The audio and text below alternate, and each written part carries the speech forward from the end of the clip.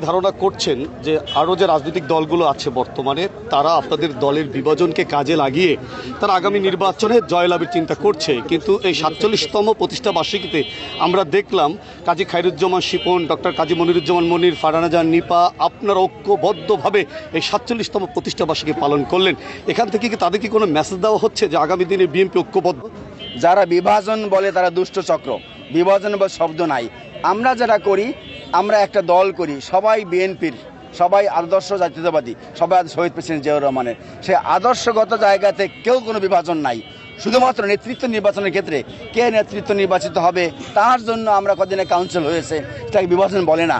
এটা শুধুমাত্র বলে নেতা নির্বাচনের জন্য আমি কাকে, একটা পদের জন্য 5 জন যখন প্রার্থী হয় তখন কাকে নির্বাচিত করতে হবে তার জন্য শুধুমাত্র কাউন্সিলের মাধ্যমে ভোট দেওয়া হয়। এর বাইরে কোনো নির্বাচন বিভাজন নাই, বিভাজনকে কাজে লাগানোর সুযোগও নাই।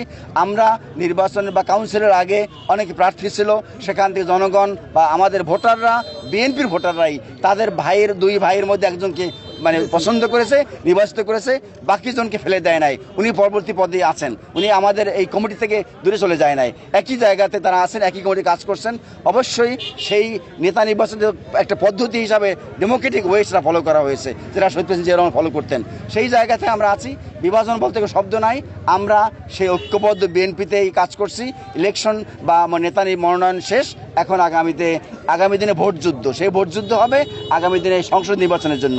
সেখানে অবশ্যই সবাই আমরা ঐক্যবদ্ধভাবে কাজ করব। ঐক্যের বিকল্প নাই। ঐক্যই হলো একমাত্র শক্তি, যার মাধ্যমে আমরা এগিয়ে যেতে চাই। সেখানে কে কি মনে করলো, তারা আমাদের মধ্যে মনোমালিন্য দেখে অন্যদের দিকে হাসি ফোটে, তাতে আমাদের আসা যায় না। আমরা অবশ্যই ঐক্যবদ্ধভাবে আগামী দিনে এগিয়ে যাবো ইনশাআল্লাহ।